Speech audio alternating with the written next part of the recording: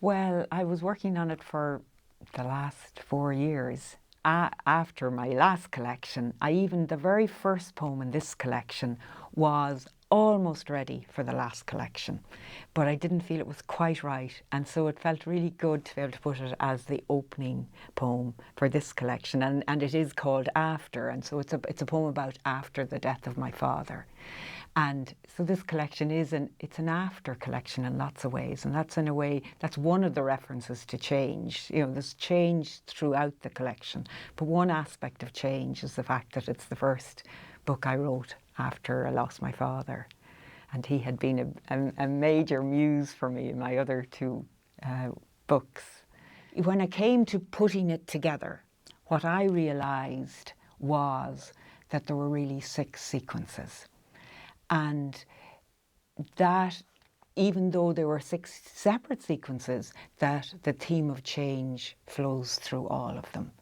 And it's personal change, social, cultural change, political change. And so the very first sequence is about my mother and her memory loss, and how the change that is for her in the last 5 years, and also the change that has meant for me as one of her carers.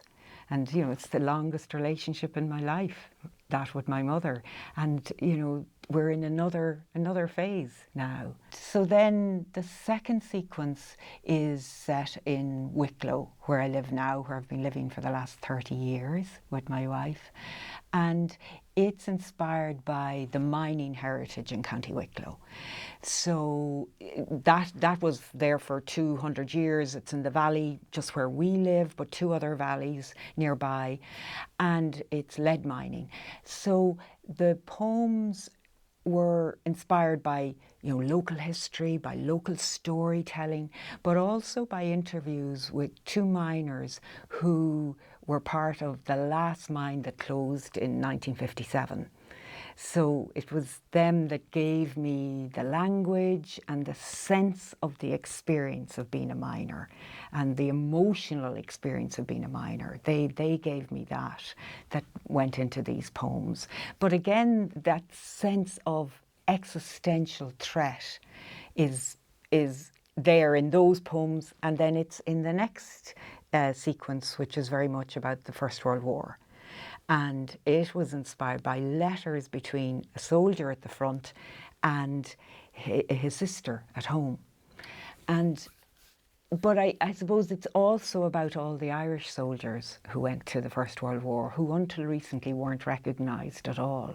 And at least 40,000 Irish men died in the First World War. And, you know, 200,000 at least went. And so I felt in some way that this sequence acknowledges what they did and their role, which has been relatively overlooked in history, partly because it didn't fit with the narrative of the new independent Ireland. Well, it's just an honour to be nominated. Because of the people who've been nominated before, but also because of the amount of wonderful collections that were published in the last year, and to have found, you know, to be shortlisted from within those is another, you know, it's such an affirmation of my work.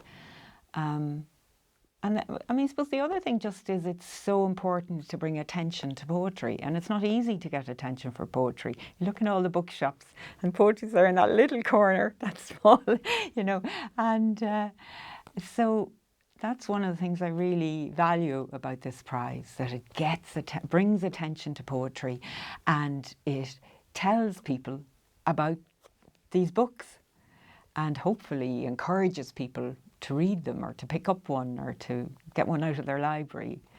So yeah, so it's simply an honour and a real delight to be shortlisted.